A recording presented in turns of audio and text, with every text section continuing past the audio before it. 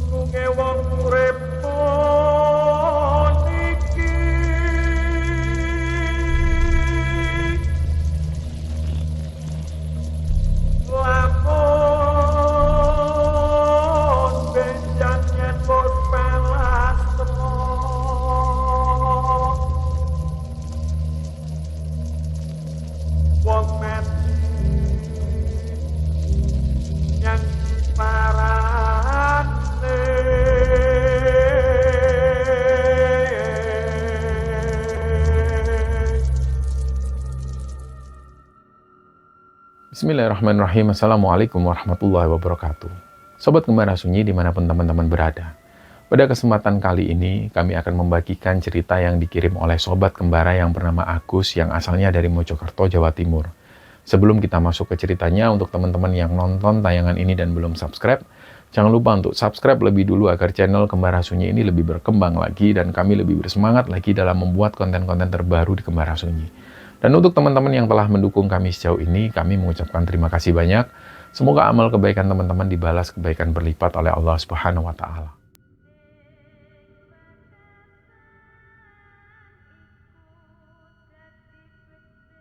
Cerita di episode kali ini, teman-teman, ceritanya dibagikan oleh Sobat Gembara yang bernama Agus Nur. Mas Agus ini asalnya dari sebuah daerah di Kabupaten Mojokerto. Nah, dalam cerita ini Mas Agus ingin membagikan pengalaman mistisnya ketika dia dan pamannya saat itu mendaki ke Gunung Bekal. Tapi kejadian ini sudah lama sekali terjadi dan sudah sekitar lebih dari 10 tahunan, di mana pada saat itu Agus sendiri ini masih duduk di bangku SMA kelas 2. Cerita ini berawal ketika di masa itu Agus ini sering bergaul sama pamannya. Pamannya Agus ini namanya Wandi. Tapi Agus manggilnya kadang Mas Wandi, kadang Lek Wandi, kadang juga Om Wandi. Nah, Om Wandi ini adalah adik kandung dari bapaknya Agus. Usia Om Wandi sendiri ini 2 tahun di atas Agus. Di masa-masa itu Om Wandi begitu senang sekali mendalami ilmu-ilmu kebatinan. Jadi dia ini sering banget mengunjungi tempat-tempat angker bersama teman-temannya. Dan di situ Om Wandi juga sering datang ke tempat keramat untuk melakukan penarikan-penarikan pusaka. Dan yang Agus dan keluarganya tahu, Om Wandi ini punya sebuah komunitas, di mana di dalam komunitasnya itu mereka ini percaya bahwa mereka mengetahui letak harta karun Kerajaan Mojopahit. Om Wandi pernah cerita ke Agus bahwa sebelum runtuhnya Kerajaan Mojopahit itu, para pasukan kerajaan ini sengaja menimbun semua harta karun yang mereka punya di suatu tempat. Ini mereka lakukan untuk melindungi harta karun mereka dari para penjajah bangsa asing. Selain itu, tujuan harta karun ini disembunyikan adalah untuk warisan bagi anak cucu bangsa. Nah, mengenai hal ini, yang tahu adalah Om Wandi dan teman-temannya. Dan inilah yang dipercaya oleh komunitas Om Wandi dan teman-temannya. Menurut Om Wandi dan teman-teman komunitasnya itu, dulu banyak sekali peninggalan-peninggalan dari Kerajaan Mojopahit. Tapi sayangnya, banyak juga orang-orang dari bangsa kita sendiri yang akhirnya tega menjual peninggalan itu kepada bangsa asing. Dan tentu ini adalah penjualan ilegal. Hari ini kita cuma bisa melihat atau menikmati benda peninggalan itu dari gambar, foto, atau kalau ingin ngelihat fisiknya secara langsung, kita harus berkunjung ke museum-museum yang ada di luar negeri. Seperti misalnya di Amerika, Belanda, atau Jerman. Tentu ini adalah sebuah hal yang memprihatinkan. Tapi menurut Om Wandi dan teman-temannya, di satu sisi mereka bersyukur pada akhirnya benda-benda pusaka itu disimpan atau dirawat oleh negara lain. Pada akhirnya benda pusaka itu bisa dijaga dan dirawat dengan baik oleh mereka sampai hari ini. Dan di situ kemudian benda-benda pusaka ini dipamerkan di museum dan pada akhirnya jadi kebanggaan tersendiri bagi bangsa Indonesia. Nah, suatu ketika Om Wandi ini ngajak Agus berkunjung ke rumah salah satu temannya Om Wandi. Lokasinya itu ada di pelosok Mojokerto. Om Wandi baru dapat kabar bahwa baru saja ditemukan situs peninggalan Kerajaan Mojopahit di sekitar ladang penduduk. Pada saat itu, mereka ini sedang melakukan penggalian. Nah, banyak warga sekitar yang berbondong-bondong menuju ke penemuan situs ini. Kebetulan Om Wandi dan teman-temannya itu kenal dengan penemu situs tersebut, yang sekaligus beliau ini adalah pemilik ladang. Namanya Pak Sulis. Ketika pertama kali sampai di gubuk Pak Sulis itu, perasaan Agus itu tiba-tiba nggak enak. Jadi kayak ada perasaan deg-degan, ada perasaan takut juga. Pokoknya campur aduk waktu itu. Nah, bersamaan dengan itu, Agus itu selalu ngelihat ke arah pohon beringin. Jadi ada pohon beringin yang letaknya nggak jauh dari sana. Pas Agus ngelihat pohon beringin tua itu, tiba-tiba ada perasaan merinding yang luar biasa. Dan kayak samar-samar dia itu dengar ada semacam keramaian di sana. Tapi memang waktu itu nggak kelihatan apa-apa. Dalam momen ini, Om Wandi tanya ke Agus, "Kamu kenapa, Gus?" Terus di situ Agus bilang, "Iya Om, dari tadi kok aku ngerasa di pohon beringin itu kayak rame banget. Kayak banyak penghuninya." Terus Om Wandi bilang, "Ya wes leh, kita masuk dulu ketemu Pak Sulis, yang lain sudah nunggu di dalam." Nah, akhirnya Agus dan Om Wandi ini masuk ke gubuknya Pak Sulis. Malam itu Om Wandi dan teman-teman ini, termasuk Agus, mereka semua akhirnya memutuskan jagongan di gubuknya Pak Sulis. Mereka ingin dengar cerita dari Pak Sulis, jadi di situ mereka bawa kopi sendiri, bawa makanan sendiri. Dan tujuan mereka adalah ingin mendengar langsung cerita dari Pak Sulis, awal mula ketika beliau bisa menemukan situs ini. Kata Om Wandi, mereka orang-orang yang menemukan situs peninggalan Kerajaan Mojopahit ini selalu punya pengalaman mistisnya sendiri.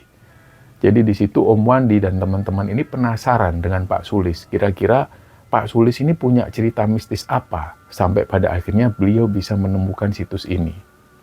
Nah, ternyata benar. Mulailah di situ Pak Sulis cerita. Jadi ceritanya Pak Sulis ini menggarap lahan tersebut itu sekitar 5 tahun belakangan. Lahan ini disewa dari seseorang. Dibuatlah kemudian gubuk kecil di sana oleh Pak Sulis. Letaknya nggak jauh dari ladang itu. Pak Sulis ini mengaku kalau kadang pas dia lagi bertengkar sama istrinya atau pada saat Pak Sulis lagi males di rumah ketika mendengar omelan istrinya, Pak Sulis selalu pergi ke gubuk ini. Di situ, di gubuk itu beliau mendengarkan radio, ngopi, merenung sendirian sampai pagi hari. Dan paginya dia biasanya langsung kerja nggarap ladang. Dan setelahnya sore harinya biasanya Pak Sulis sudah kembali pulang ke rumah kalau pikirannya ini sudah adem. Nah, ini sering dilakukan Pak Sulis terutama ketika beliau ini lagi ada masalah sama istrinya. Suatu ketika di hari Selasa Kliwon, dari sore itu istrinya ini sudah ngomel-ngomel. Nah, di situ karena permasalahan yang sangat sepele sekali. Jadi 2 hari yang lalu katanya Pak Sulis ini sempat membelikan motor anak pertamanya. Istri Pak Sulis marah karena katanya itu pemborosan. Akhirnya istrinya ini seharian ngomel-ngomel terus dan yang sering diomel ini malah Pak Sulis, bukan anak yang nomor pertama itu. Jadi sekitar jam 7 malam Pak Sulis akhirnya bawa senter, bawa radio, dia bikin kopi dimasukkan ke termos, bawa rokok 2 pak. Berangkatlah Pak Sulis ini menuju ke gubuknya. Dan ketika sampai di gubuknya itu, suasananya ini sepi banget. Biasanya Pak Sulis ini mengaku jam-jam segitu, beliau ini masih bisa mendengar dari kejauhan ada suara-suara sholawatan dari arah masjid yang jauh. Tapi hari itu sepi banget. Nah, di momen ini sebenarnya Pak Sulis itu sudah merasa ada yang aneh, ada yang ganjil. Nggak biasanya, nggak kedengaran suara sedikit pun. Setelah itu Pak Sulis jalan menuju ke gubuknya. Dan pas mau sampai di gubuk, beliau ngelihat ada sosok kakek tua, jenggotnya itu panjang banget sampai ke perut. Pak Sulis sempat kaget, loh ini kakek-kakek siapa? Kok nggak pernah ngelihat sebelumnya kakek-kakek ini? Jadi sosok kakek ini sudah ada di dalam gubuknya Pak Sulis. Karena gubuknya memang nggak terkunci dan nggak ada pintunya. Di situ Pak Sulis berpikir, ya sudahlah, dia tetap jalan menuju ke gubuk. Begitu masuk di gubuk, sosok kakek tadi ini sudah nggak ada. Disitulah Pak Sulis ini merinding. Tapi dia tetap berpikir tenang. Nah, supaya suasananya itu nggak terlalu tegang, kemudian beliau ini nyalakan radio. Dia puter musik dangdut, tapi volumenya itu nggak terlalu kenceng. Akhirnya dia tuanglah kopi itu ke dalam cangkir, mulailah Pak Sulis ini bakar rokoknya dan menghisap dalam-dalam rokoknya sambil menikmati suasana malam hari di ladangnya itu. Belum juga rokoknya ini habis, Pak Sulis itu dengar ada suara alunan gamelan. Dong, pelan banget. Kalau didengar secara seksama, suara alunan gamelan ini nggak jauh. Pak Sulis langsung ngeliat ke arah pohon beringin tua yang ada di sana. Rasanya suara gamelan itu berasal dari situ. Akhirnya dari situ radio ini dia matikan. Terus Pak Sulis ini diem sambil terus mengamati pohon beringin tua itu. Dan ternyata benar suara alunan gamelan itu berasal dari sana. Dalam hati Pak Sulis, ini nggak mungkin. Aku pasti ngelantur ini, nggak mungkin.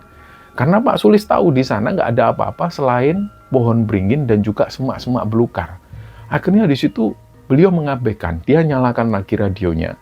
Ternyata radio ini sudah nggak muter lagi lagu-lagu dangdut, malah musik-musik gamelan kuno. Pak Sulis langsung merinding seketika, karena radio yang diputer Pak Sulis ini selalu di saluran yang sama, dan di saluran radio favorit Pak Sulis ini, stasiun radio itu selalu muter lagu-lagu dangdut, nggak pernah lagu-lagu yang lain. Jadi stasiun radio ini nggak pernah muter lagu pop, lagu keroncong, pokoknya selalu dangdut. Jadi ketika Pak Sulis mendengar suara radio ini berubah jadi alunan gamelan, Pak Sulis langsung merinding, langsung dimatikanlah radionya itu. Dan ketika radio ini mati, alunan gamelan dari arah pohon beringin tua itu makin terdengar jelas. Nggak lama setelah itu, dia dengar ada suara orang yang ngobrol. Dan di situ lagi ada suara anak-anak kecil yang ketawa dan lari-larian. Tapi Pak Sulis ini sama sekali nggak bisa ngelihat wujud mereka. Karena di area sana itu sepi, gelap. Di situ Pak Sulis sudah nggak kuat, dia sudah ketakutan sebenarnya. Jadi ada rencana beliau ini mau pulang ke rumah pada saat itu juga. Barang-barang mulai dikemas, rokok dia masukkan ke saku jaketnya, termos dimasukkan tas kresek, dan setelah barang-barang ini sudah dibawa, Pak Sulis keluar dari gubuk. Nah, begitu Pak Sulis ini membalikkan badan, sosok kakek tua dengan jenggot putih yang panjang itu tiba-tiba sudah ada di belakang Pak Sulis. Si kakek ini nanya ke Pak Sulis, "Arep ning dile, mau pergi kemana nak?" Di momen inilah Pak Sulis itu merasa aliran darahnya itu berhenti seketika. Dia langsung pingsan di situ. Nah, dalam kondisi ini, Pak Sulis itu tiba-tiba berada di sebuah perkampungan. Dia melihat rumah-rumah di perkampungan ini persis banget dengan perkampungan di era Kerajaan Mojopahit. Jadi di situ rumah-rumah ini disusun dari batu bata merah dan sebagiannya itu adalah kayu-kayu. Perkampungan ini padat penduduk banget. Situasinya malam hari di sana. Pak Sulis heran waktu itu. Dia cubit pipinya berulang kali. Dia berusaha meyakinkan dirinya sendiri bahwa yang dialami saat itu bukan mimpi. Pak Sulis ngelihat banyak banget anak-anak kecil yang lagi mainan di depan rumah mereka.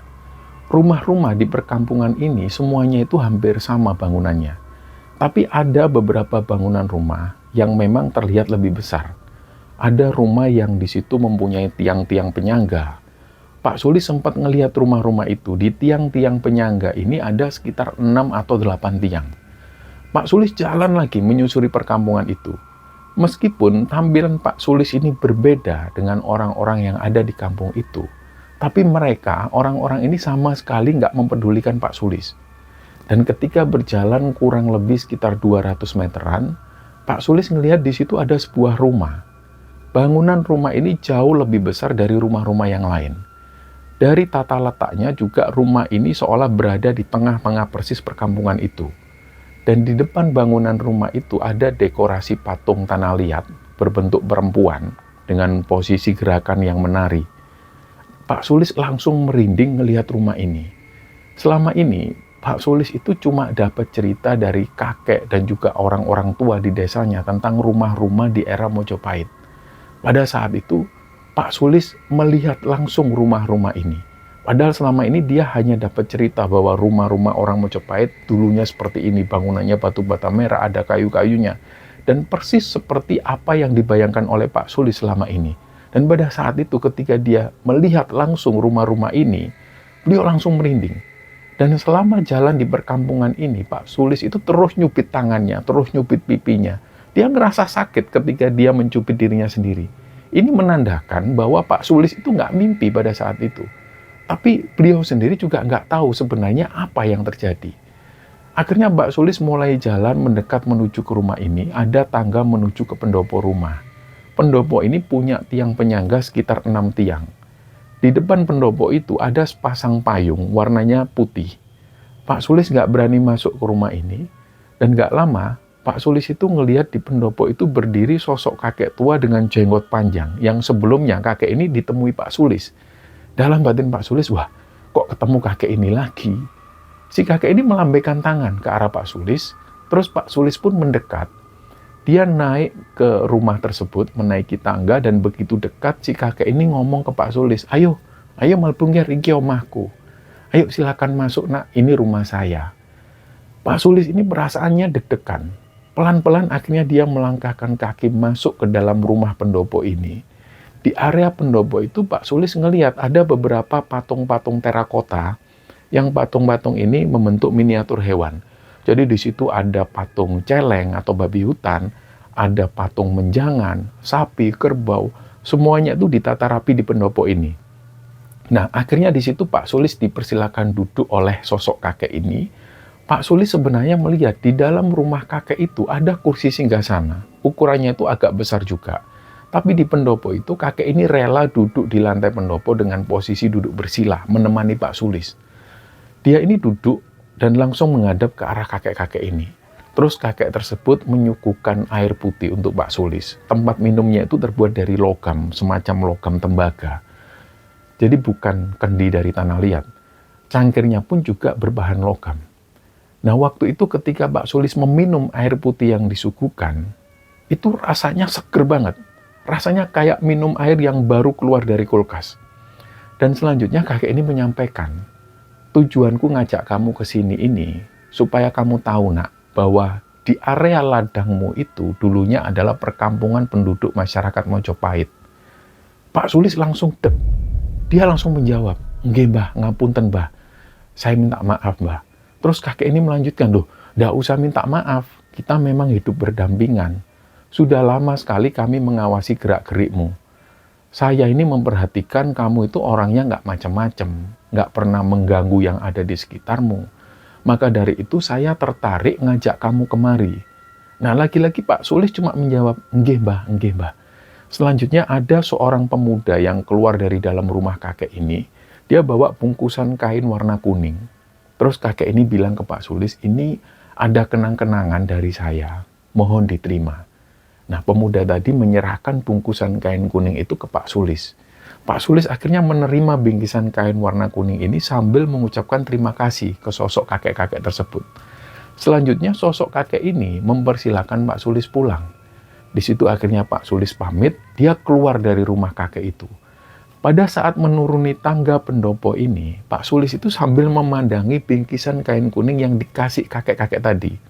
Pak Sulis ini penasaran sebenarnya, ini isinya apa ya kira-kira. Dalam waktu itu, dia ini sebenarnya mau membuka bungkusan kuning ini. Tapi dia urungkan. Jadi dia sambil jalan, sambil ngelihat bungkisan kuning itu. Jadi otomatis, pandangan mata Pak Sulis ini terus tertuju ke bingkisan kain kuning itu. Begitu dia sudah keluar dari rumah kakek-kakek ini, Pak Sulis kaget ternyata dia sudah berada di depan pohon beringin di area ladangnya. Suasananya kembali hening. Di depan Pak Sulis kira-kira berjarak 100 meteran, Pak Sulis sudah bisa ngelihat gubuknya. Jadi dengan keheranan, Pak Sulis itu jalan menuju ke gubuknya. Pas berada di depan gubuknya persis, Pak Sulis masih ngelihat radio, termos, dan beberapa barang-barang bawaan Pak Sulis itu jatuh berserakan di situ. Nah, setelah itu Pak Sulis pun ngambil lagi barang-barangnya, terus beliau pulang. Dalam perjalanan pulang ke rumah, ini mulai terdengar azan subuh yang berkumandang. Beliau langsung berhenti mampir ke masjid, beliau sholat subuh. Setelah sholat subuh, Pak Sulis langsung pulang ke rumah. Dan sampai di rumah, beliau ini langsung tidur. Jadi dia lupa dengan bingkisan kain kuning itu, dia belum sempat buka. Siangnya, Pak Sulis ini dibangunkan oleh istrinya. Di situ istrinya sudah menyiapkan makan siang. Dan setelah makan siang, Pak Sulis ini nyari bingkisan kain yang dia dapat semalam.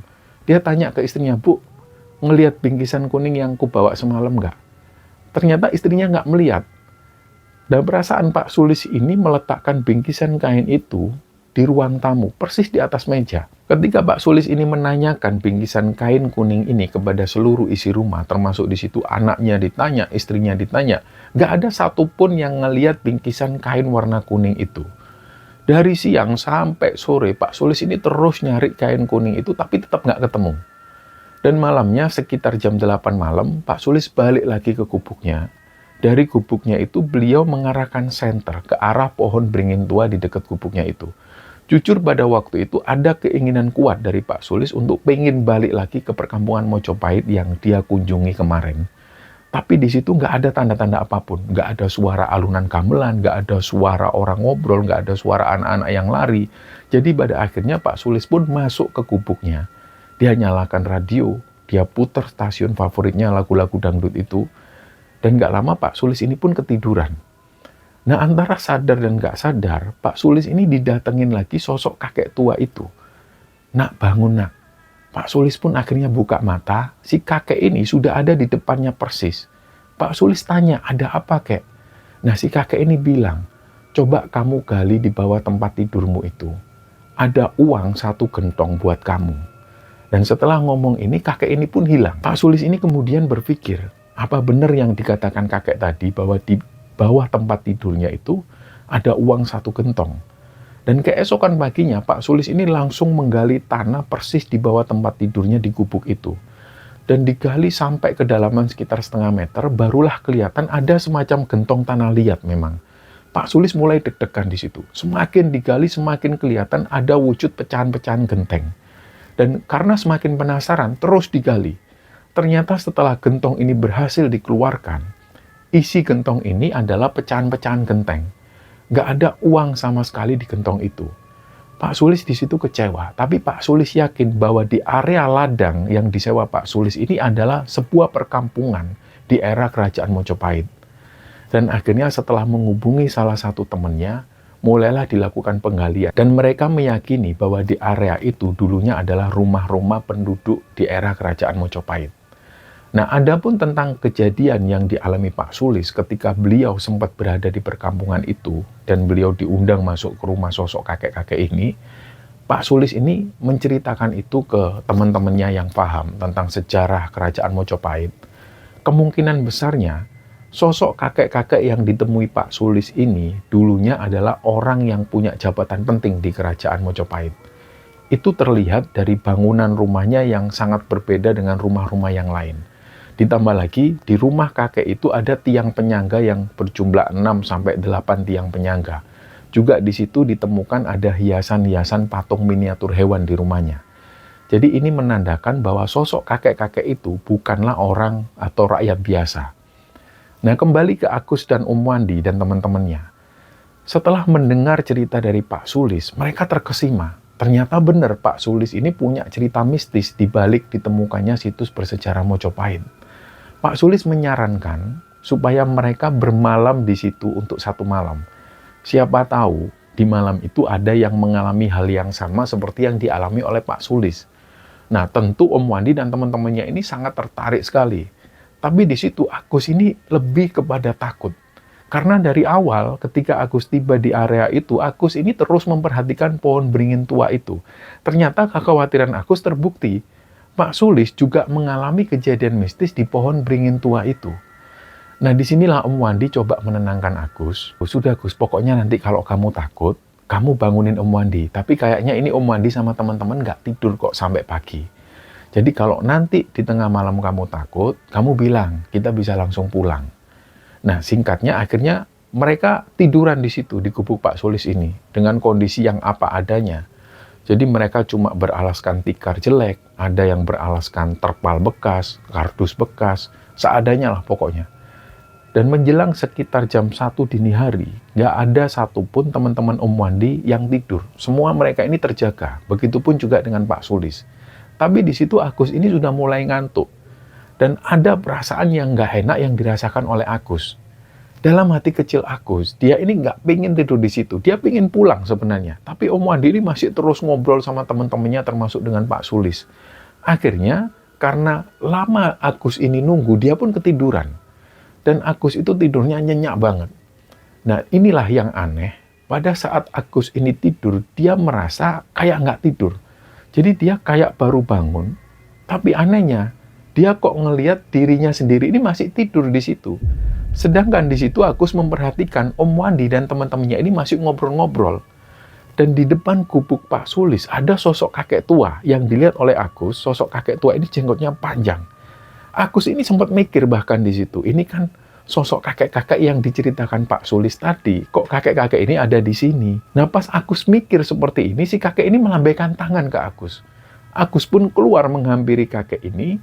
Anehnya pas Agus keluar, Om Wandi dan yang lainnya ini seolah nggak ngelihat Agus. Jadi mereka itu cuek. Disitulah Agus berhadapan langsung dengan sosok kakek-kakek ini. Terus si kakek ini bilang, kalau kamu pingin punya benda pusaka, kamu cari sana di gunung. Gunungnya nggak jauh dari sini. Tapi sebelum ke sana, bersihkan dulu jiwa dan ragamu di mata air keabadian. Nah setelah itu Agus itu kayak ketarik sesuatu dan akhirnya dia kebangun. Orang-orang yang ada di sana itu kaget semua. Loh, kamu kenapa, Gus? Mimpi apa kamu, Gus? Karena menurut Om Wandi, Agus ini posisinya tadi tidur. Terus dia itu kayak kaget, langsung bangun. Nah, ketika Om Wandi tanya hal ini ke Agus itu geleng-geleng kepala. Dia sendiri juga nggak tahu. Dia langsung ngajak Om Wandi ini pulang. Om, ayo pulang, Om. Aku takut, Om, di sini, Om. Akhirnya dari situ Om Wandi pun pamit ke Pak Sulis dan juga teman-temannya. Pulanglah Agus dan Om Wandi ini. Dan dalam perjalanan pulang, Agus itu cerita. Dia cerita mimpinya ini ke Om Wandi. Om Wandi ketika mendengar cerita dari Agus ini, dia langsung antusias. Tapi jujur Om Wandi sendiri belum tahu arti dari mimpi Agus. Om Wandi sendiri juga nggak tahu lokasi mana yang dimaksud oleh sosok kakek-kakek itu. Karena sosok kakek ini tidak menyebutkan gunung mana atau lokasinya mana. Singkatnya, sesampainya di rumah, Agus ini langsung tidur. Keesokan harinya sekitar jam 1 siang, Om Wandi ini nyari Agus di rumahnya. Dan ketika sudah ketemu Agus, Om Wandi ini bilang, Gus, tadi pagi itu aku ke rumah temanku, Gus. Mimpimu sudah tak ceritakan ke temanku. Kata temanku, kita ini disuruh naik ke Gunung Bekel. Aku pernah sebelumnya ke Gunung Bekel. Nah, sebelum ke Gunung Bekel itu, kita disuruh mandi besar dulu di pertitaan Jolotundo. Ini yang dimaksud kakek-kakek itu, kita disuruh mandi di air keabadian. Nah, pas mendengar ini, aku sendiri juga nggak tahu apa-apa. Aku sama sekali nggak tahu Gunung Bekel itu di mana, Petirtaan Jolotundo itu di mana, dia sama sekali nggak tahu. Akhirnya Om Wandi menyampaikan hal ini ke orang tuanya Agus. Intinya di situ Om Wandi menjelaskan ke orang tuanya bahwa Om Wandi dan Agus ini mau berpetualang ke Gunung Bekel. Kemungkinan mereka di sana itu cuma nginep semalam.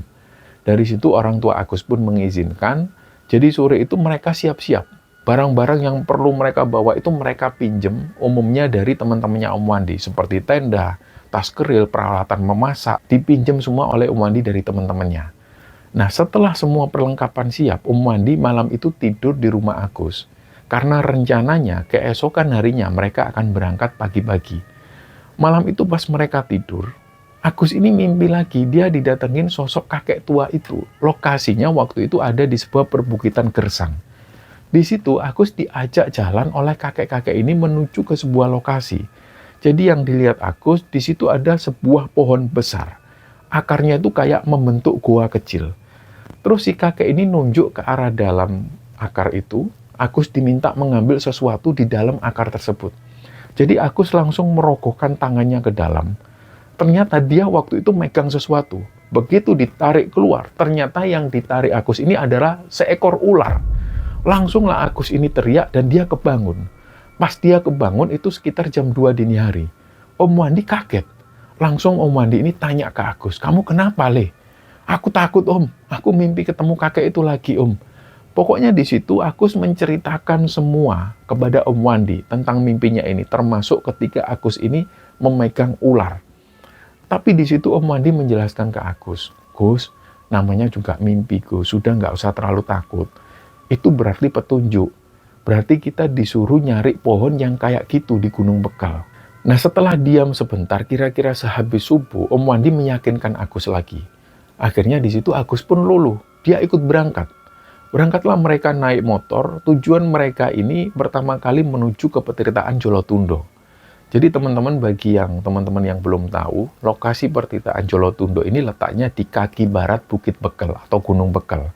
Dan Gunung Bekel sendiri ini adalah salah satu gunung pendamping di wilayah area Gunung Penanggungan. Nah, di Gunung Bekel ini, teman-teman, banyak sekali peninggalan situs-situs bersejarah.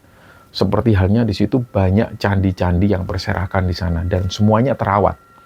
Nah, singkatnya, tibalah mereka di Petirtaan Jolotundo. Tentu kondisi Petirtaan Jolotundo pada waktu Agus ke sana tidak seperti sekarang. Jalur menuju ke Gunung Bekel pun juga nggak seperti sekarang. Dan pas sampai di Petirtaan ini, Agus itu heran, sekaligus dia kagum. Dalam hatinya, dia ini kan domisilinya di Mojokerto. Dan lokasi itu juga masih masuk di wilayah Mojokerto. Dia sendiri heran, dalam hatinya dia berpikir, kok ada tempat yang seperti ini? Dan Agus sendiri belum pernah mengunjungi tempat seperti ini. Kok baru sekarang dia tahu? Dan dia ngomong dalam dirinya sendiri, kok ada ya tempat kayak gini? Apalagi tempat ini dibangun di masa lalu. Ditambah lagi, cuaca di sana itu juga sejuk banget, banyak banget pepohonan. Pertama kali sampai di sini, Om Wandi itu langsung ngajak Agus mengambil air dari pancuran Petirtaan ini. Dan selanjutnya mereka menemui seorang juru kunci. Nah, kepada juru kunci ini, Om Wandi menjelaskan bahwa mereka berdua ini berencana mau nginep semalam di Jolotundo. Dan keesokan paginya, mereka akan lanjut naik ke Gunung Bekel. Nah, si juru kunci ini tanya ke Om Wandi, tujuan mas-mas ini apa? Om Wandi pun menjelaskan tentang mimpi yang dialami oleh Agus. Dan intinya, di sana itu mereka mau mencari keberadaan pusaka di sekitar Gunung Bekel. Nah, si bapak-bapak juru kunci ini pun menjelaskan, kalau memang tujuannya itu, mas, baiknya hari ini aja langsung naik ke Gunung Bekel. Kalau kemalaman, nanti masnya bisa mendirikan tenda di sana. Siapa tahu malam itu nanti ada petunjuk. Akhirnya setelah mendapat saran dari si juru kunci ini, Om Wandi dan Agus pun nurut, dia patuh. Yang mereka lakukan pertama adalah mereka mandi besar di Petirtaan Jolotundo itu. Mereka mandi dari ujung rambut sampai ujung kaki dengan niat membersihkan diri dan membersihkan jiwa. Dia niatkan bahwa tidak ada sedikit pun niat buruk ketika dia menginjakkan kaki di situ. Dan setelah mandi, mereka ganti baju. Nah, pas Om Wandi ini sudah ada di dalam toilet, Agus itu posisinya masih jalan belakangan. Di momen itulah Agus ini sempat bertemu dengan sosok nenek-nenek. Sosok nenek ini, beliau itu jalan kaki tanpa alas kaki. Terus beliau itu membawa tas kresek warna hitam. Terus beliau ini, si nenek-nenek ini menghampiri Agus. Beliau bilang, Ger, ini tak kasih dupa ya buat kamu. Nanti kamu bakar dupanya pas sudah di atas. Waktu itu Agus langsung menerima pemberian dari nenek-nenek ini dan Agus bilang, terima kasih, Nek. Dalam batinnya Agus ini berpikir, ini nenek-nenek kok tahu kalau Agus ini mau naik ke atas. Nah, terus akhirnya Agus lanjut menuju ke toilet, dia mencari Om Wandi. Setelah dari toilet itu, Agus sudah ditunggu Om Wandi. Selanjutnya mereka jalan naik ke Gunung Bekel. Nah, pas jalan mendaki Gunung Bekel ini, Agus kan diminta jalan duluan sama Om Wandi. Tiba-tiba Om Wandi ini tanya ke Agus, Gus, itu yang kamu bawa di tasmu itu apa, Gus? Yang kamu selipin di belakang. Agus noleh, ternyata dia ngelihat dupa. Terus dia jawab ke Om Wandi itu, dupa Om, tadi dikasih sama nenek-nenek tadi di Jolotundo. Nah, Om Wandi waktu itu masih penasaran, nenek-nenek mana, Gus? Kok kamu dikasih, kok nggak beli? Om Wandi ini nggak tahu. Terus di situ Agus bilang, iya Om, tadi Om Wandi kan sudah di dalam toilet. Aku yang ketemu sosok nenek ini. Nah, Om Wandi ini berpikir kalau kejadian ketika Agus dikasih dupa oleh sosok nenek misterius itu adalah pertanda baik. Ini yang diyakini oleh Om Wandi. Karena Om Wandi, setahu Om Wandi sendiri, nggak ada sosok nenek-nenek di area sana. Apalagi ketika mereka datang pada waktu itu, kondisinya ini masih sepi. Nah, karena setahu Om Wandi, ketika mereka berada di Jolotundo itu, Om Wandi ini memang sama sekali nggak ngelihat adanya sosok nenek-nenek. Dan kira-kira sekitar jam 2 siang, mereka sampai di pertigaan. Jadi di jalur itu ada pendakian yang kelihatan jelas banget, itu arahnya menuju ke kanan. Tapi Om Wandi bilang ke Agus, kita turun Gus, kita nggak ngelihat. Tapi di situ Om Wandi bilang ke Agus, kita turun Gus, kita nggak belok ke arah kanan. Di bawah nanti itu ada sungai, Dan kita harus nyebrang sungai itu. Setelah nyebrang sungai, nanti kita lanjut jalan lagi dan jalannya agak menanjak. Di situ nanti kita melewati hutan rimbun. Nah, akhirnya mereka pun jalan lewat situ. Dan ternyata benar, mereka melewati sungai dan melewati jalan-jalan setapak. Yang di sebelah kiri mereka itu jurang. Dan karena ini adalah pengalaman pertama Agus naik gunung, Agus itu jalannya pelan banget. Nah, di jalan setapak itu, Agus itu jalan dengan hati-hati. Jalur ini semakin menanjak. Dan menurut Agus, kayaknya Om Wandi itu nggak lewat jalur semestinya yang dilalui orang. Karena kalau sepengetahuan Agus, dia tadi sempat ngeliat ada jalur yang jelas banget terlihat. Tapi itu arahnya ke arah sebelah kanan. Dan ini Om Wandi itu mengambil jalur yang tidak semestinya. Mungkin karena sebelumnya Om Wandi pernah menuju ke jalur ini. Nah, seringkali mereka ini jalan melewati semak belukar yang rapat-rapat. Banyak duri-duri yang membuat tangan dan juga wajah Agus itu jadi baret luka-luka. Di situ Agus sebenarnya sudah mau nyerah karena tangannya itu sudah luka, wajahnya juga luka berdarah karena tersebet oleh semak-semak yang berduri ini. Tapi dalam hatinya dia bilang, buat apa juga kalau sampai kayak gini? Kalau memang kejadiannya seperti ini, tahu gitu tadi di rumah aja. Tapi anehnya pas Agus berpikir seperti ini dalam hatinya, Om Wandi itu langsung nyeletuk. Ayo Gus, semangat Gus, jangan nyerah. Kalau capek berhenti dulu. Disitulah akhirnya Agus ini jadi semangat lagi. Nah, sampailah ketika itu mereka di sebuah tebing. Di tebing ini itu dikelilingi banyak banget pohon-pohon besar. Waktu itu sekitar jam 5 sore, tapi suasananya ini gelap banget karena sudah tertutup pohon-pohon besar. Om Wandi bilang ke Agus, Gus, kita dirikan tenda di sini ya. Akhirnya tenda pun mereka dirikan. Om Wandi di situ mulai masak mie instan dan bikin minuman hangat. Sekitar jam 7 malam, suasana itu tiba-tiba berubah jadi hening banget. Nggak ada suara serangga, nggak ada suara hewan malam, pokoknya hening. Om Wandi bilang ke Agus, Gus, coba kamu putar musik, Gus. Nah, Agus sendiri ini nggak pernah menyimpan playlist musik di HP-nya. Akhirnya di situ Agus bilang, nggak ada musik, Om, aku nggak punya musik di HP-ku, Om. Terus di situ aku sempat ngelihat wajah Om Wandi ini kelihatan gelisah banget. Jadi terlihat banget kalau Om Wandi waktu itu takut. Tapi dia berusaha menyembunyikan itu dari Agus. Di sini Agus tanya ke Om Wandi, kenapa Om? Om Wandi takut ya Om? Nah, Om Wandi ini langsung jawab, ngapain takut Gus? Aku ini sudah 3 kali ke sini Gus. Nah, tapi memang menurut Agus, malam itu rasanya memang beda banget. Kayak ada sesuatu yang mengelilingi tenda mereka, tapi nggak tahu apa. Kira-kira sekitar jam 9 malam, mereka dengar ada suara burung. Burung ini deket banget dengan tenda mereka.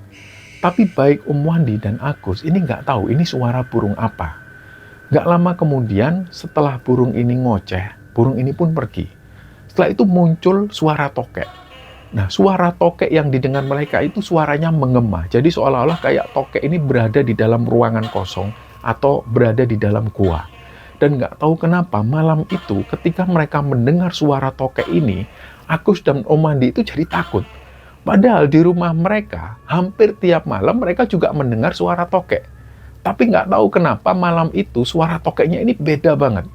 Dan nggak selesai sampai di situ, kira-kira sekitar 15 menitan setelah suara tokek ini muncul, Om Wandi itu bilang ke Agus, dia ini pengen buang air besar. Jadi di situ Om Wandi mau cari lokasi yang agak jauh dari tenda. Jujur waktu itu Agus ini takut kalau ditinggal Om Wandi sendirian. Tapi Om Wandi bilang, sudah nggak apa-apa Gus, nanti dari tempatku itu kelihatan kok tenda kita. Nggak usah takut. Singkatnya Om Wandi ini pun berangkat mencari tempat untuk buang air besar. Dan nggak lama setelah itu, suasana ini sepi lagi. Hening banget, nggak ada suara-suara apapun. Agus di situ mulai panik, dia panggil lah nama Om Wandi, Om, sampai di mana Om? Tapi nggak ada jawaban dari Om Wandi, padahal suara Agus ini sudah semakin kenceng. Nah, di situ Agus semakin panik. Dia mulai keluar tenda, diarahkanlah senter ke arah belakang tenda. Om, sampai di mana Om? Om Wandi. Tapi belum ada jawaban dari Om Wandi. Bagi Agus, hal ini sangat nggak masuk akal. Kalaupun Om Wandi saat itu lokasi buang air besarnya ini sekitar 50 bahkan 100 meter jauhnya dari tenda, tentu Om Wandi pasti masih bisa dengar suara Agus, karena Agus agak teriak waktu itu. Ditambah lagi, suasana di sana itu sepi hening. Nggak mungkin kalau Om Wandi ini nggak dengar suara Agus. Jadi di situ dalam batin Agus, pasti Om Wandi ini sengaja nggak jawab, supaya Agus takut. Tapi kemudian Agus berpikir lagi, ya nggak mungkin lah Om Wandi kayak gini. Om Wandi ini kan nggak suka ngerjain seperti ini, nggak suka ngeprank-ngeprank. Apalagi Om Wandi juga tahu bahwa Agus ini adalah pertama kalinya dia naik gunung. Jadi nggak mungkin Om Wandi nakut-nakutin Agus. Nah, nggak lama ketika Agus memanggil Om Wandi ini, dia itu masih belum ada jawaban.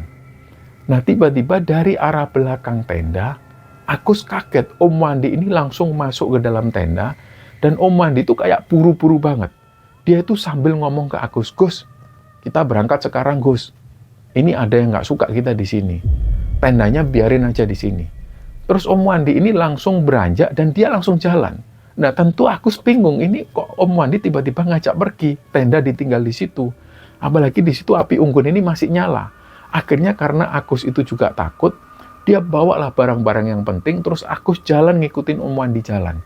Om Wandi ini jalannya waktu itu cepet banget. Agus sering ketinggalan ngikutin jalannya Om Wandi. Dari awal pas ketika mereka naik, Om Wandi ini nggak pernah membiarkan sekalipun Agus jalan di belakang Om Wandi. Tapi saat itu, Om Wandi ini malah jalan duluan di depan. Agus sendiri ini sampai membatin. Om Wandi ini sudah tahu jalannya ini curam. Apalagi ini juga malam hari, jalannya kok malah cepat dan posisinya kok malah dia di depan. Berulang kali Agus ini nggak bisa mengikuti ritme jalannya Om Wandi. Jadi sempat Agus itu kepleset beberapa kali. Apalagi pas mereka itu naik ke jalur yang agak curam. Agus ini bingung. Dia harus megang senter di tangan kiri, dan di tangan kanan dia harus megang akar pohon untuk dijadikan pegangan. Anehnya di situ Om Wandi pas ngelewati jalur curam ini, jalannya itu lancar banget. Dia sama sekali nggak megang akar-akar tersebut. Jadi nggak ada kendala sama sekali bagi Om Wandi. Nah, disitulah Agus bilang, "Om, pelan Om. Aku nggak bisa jalan cepat Om." Tapi Om Wandi ini nggak jawab. Dia diem. Disitulah Agus sudah mulai sebel. Jadi pas ada belokan menuju ke kiri, Agus itu otomatis bisa ngelihat ke arah bawah. Di situ Agus ngelihat tendanya ini masih kelihatan samar-samar. Dan api unggun di depan tenda itu masih menyala. Disinilah Agus itu kepikiran. Dia karena tadi nggak sempat mematikan api unggun, dia kepikiran ini gimana kalau ditinggal, pasti kebakaran. Apalagi di situ banyak daun-daun kering yang berserakan. Agus bilang ke Om Wandi, "Om, api unggunnya belum dimatiin Om, kita turun lagi Om." Tapi di situ Om Wandi tetap nyelonong, dia jalan terus, mengabaikan Agus. Disinilah Agus sudah sebel banget sama Om Wandi. Dalam hati Agus ini berpikir, Om Wandi ini kok sikapnya kekanakan banget. Dan yang jelas, sikap Om Wandi waktu itu benar-benar menyebalkan. Di satu sisi, Agus ini sudah capek banget. Rasanya nafas itu sudah nggak bisa lagi dipaksakan. Pahanya itu juga sakit banget karena dia tadi maksa jalan naik. Akhirnya di situ Agus memutuskan dia akan turun. Dia mau balik ke tenda. Dia kepikiran betul tentang api unggun. Karena di area tendanya itu banyak sekali daun-daun kering. Kalau sampai api unggun itu dibiarkan nyala semalaman, pasti akan terjadi kebakaran hutan. Akhirnya di situ Agus memutuskan turun, dia nggak mempedulikan lagi Om Wandi. Agus balik ke tenda. Nah, kira-kira setelah jalan 10 menit, akhirnya Agus sampai di tenda. Dia matikan api unggun itu pakai tanah yang ada di sekitar tendanya. Dan nggak sampai 2 menit, pas Agus memadamkan api ini, Om Wandi muncul. "Loh Gus, kenapa kok dimatiin apinya?" Agus diem, karena dia masih jengkel sama Om Wandi. Agus diamkan Om Wandi. Terus Om Wandi ini masih terus nanya, "Ngapain kok dimatikan, Gus?" Nah, Agus noleh. Dia kaget. Dia langsung merinding. Karena Om Wandi ini munculnya dari arah belakang tenda. Padahal terakhir Om Wandi itu naiknya ke atas tenda. Dia naik ke atas. Dan nggak mungkin secepat itu Om Wandi sudah balik ke tenda. Barulah di situ Agus tanya, "Loh Om, sampean ini dari mana Om?" "Ya dari buang air besar, kan sudah tak bilang tadi." Nah, pas tahu kalau kejadiannya ini aneh, Agus langsung masuk ke dalam tenda. Dia ketakutan banget. Jujur, dia takut banget waktu itu. Dia langsung nutupi wajahnya pakai jaket. Nah, akhirnya Om Wandi ini ikut masuk ke dalam tenda. Dia tanya ke Agus sambil keheranan, "Kamu ini kenapa, Gus?" Jujur, waktu itu Agus itu kayak nggak percaya. "Om, tadi itu aku ngikutin Om Wandi naik ke atas. Om Wandi ngajak berangkat, katanya ada yang nggak suka kita ngecamp di sini." Nah, Om Wandi itu keheranan, dia diem. Terus akhirnya Om Wandi tanya lagi ke Agus, tenang Gus, coba kamu sekarang ceritanya pelan-pelan. Udah nggak usah takut, ceritakan dari awal." Akhirnya disinilah Agus cerita. Dari awal ketika Agus manggil nama Om Wandi, itu diceritakan juga oleh Agus. Dan ketika Agus teriak-teriak, Om Wandi ini nggak menjawab. Terus akhirnya Om Wandi pun bilang ke Agus, jujur Gus, demi Allah aku nggak dengar apapun, nggak dengar suaramu Gus. Terus Agus tanya, Om tadi jauh tak Om buang air besarnya? Enggak, aku masih kelihatan tenda kok. Tapi Om Wandi mengakui dia sama sekali nggak mendengar suara panggilan dari Agus. Nah di situ Agus bilang, Agus cerita ke Om Wandi. Pada akhirnya Om Wandi tadi ngajak aku ke atas Om. Nah di situ Om Wandi bilang ke Agus, Gus, demi Allah ya Gus, aku tadi nggak dengar suara kamu manggil. Dan aku dari tadi itu masih di sana. Disinilah Agus dan Om Wandi ini yakin bahwa barusan Agus itu ditemui oleh sosok makhluk halus yang menyerupai Om Wandi. Dan sampai di momen ini, mental Agus itu sudah benar-benar down. Dia sudah nggak bisa ngomong lagi. Om Wandi di situ coba menenangkan Agus dengan cara apapun. Tapi di situ Agus masih shock. Jadi malam itu, semalaman penuh, Agus dan Om Wandi ini nggak bisa tidur. Begitu matahari terbit, mereka akhirnya memutuskan untuk bongkar tenda dan mereka putuskan turun. Sepanjang perjalanan turun ke bawah menuju ke Petirtaan Jolotundo, Agus itu mempercepat langkahnya. Dia berharap agar segera sampai di Petirtaan Jolotundo. Dan setelahnya, setelah sampai di Petirtaan Jolotundo, dia ingin segera pulang ke rumah. Dan setelah sekitar kira-kira 2 jam perjalanan, sampailah mereka di Jolotundo lagi. Om Wandi bilang ke Agus, dia mau menemui bapak-bapak juru kunci. Ada yang perlu beliau omongkan. Akhirnya di situ Agus nunggu di sebuah batu. Dia duduk di situ sambil ngelihat ke arah pancuran Jolotundo. Tiba-tiba sosok nenek yang kemarin ngasih dupa ke Agus ini datang lagi. Agus memperhatikan sosok nenek-nenek ini, si nenek ini masih jalan tanpa alas kaki, jalannya pun juga santai. Dari kejauhan sudah kelihatan kalau arahnya nenek-nenek ini mau jalan menuju ke arah Agus. Dan sebelum nenek ini mendekat ke Agus menghampiri dulu nenek-nenek ini. Ternyata nenek ini ngomong ke Agus. Dia ngomongnya pakai bahasa Jawa yang kira-kira artinya, beliau bilang, gimana nak? Sudah dapat apa yang kamu cari? Nah di situ Agus menjawab, belum nek, karena semalaman di atas itu kami diganggu nek. Terus si nenek-nenek ini bilang sambil senyum ke arah Agus, dia bilang, dupa dari nenek itu semalam dibakar ndak le?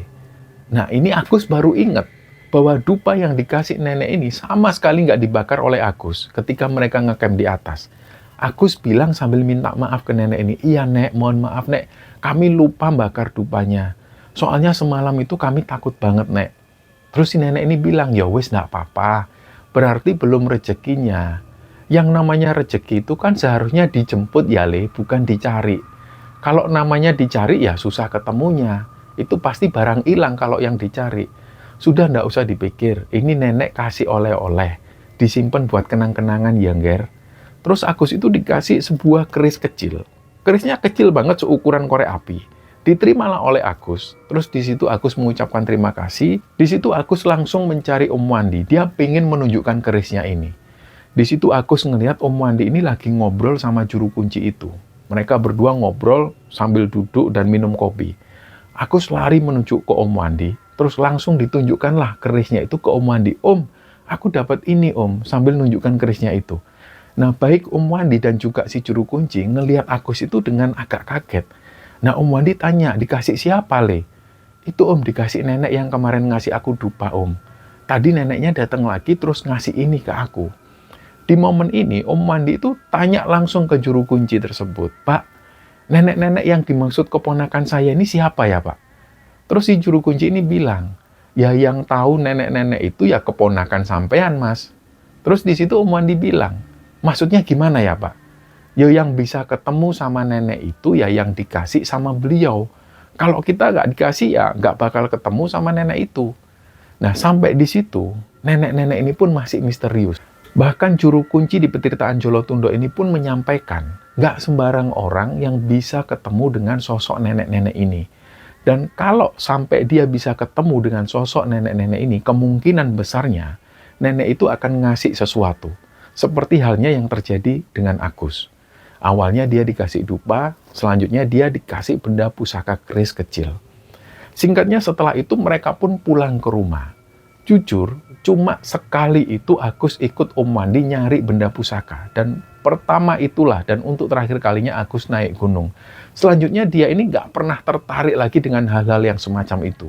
Dan sampai hari ini, keris kecil pemberian nenek-nenek misterius itu masih tersimpan di rumah Agus. Tapi Agus sendiri menganggap bahwa ini adalah benda biasa. Dia simpan seperti halnya benda-benda yang lain. Seperti dia menyimpan jam tangan, dia menyimpan benda-benda yang dia sukai, dia simpan seperti biasa. Justru yang masih diingat oleh Agus sampai hari ini adalah kata-kata dari nenek-nenek itu. Karena nenek itu beliau sempat bilang ke Agus, beliau bilang namanya rezeki itu dijemput, bukan dicari. Dia ingat betul kata-kata ini. Dan kata-kata dari nenek-nenek itulah yang selalu jadi penyemangat Agus sampai hari ini. Terutama ketika semangat Agus ini lagi turun. Dia selalu ingat, ketika dia malas kerja, dia ingat kata-kata ini. Dia ingat selalu kata-kata dari nenek-nenek tersebut bahwa dia harus menjemput rezeki. Karena ada keluarga di rumah yang harus dia nafkahi. Dan semoga kisah ini bisa kita ambil hikmah dan pelajaran di dalamnya. Mohon maaf jika ada salah-salah kata. Wassalamualaikum warahmatullahi wabarakatuh.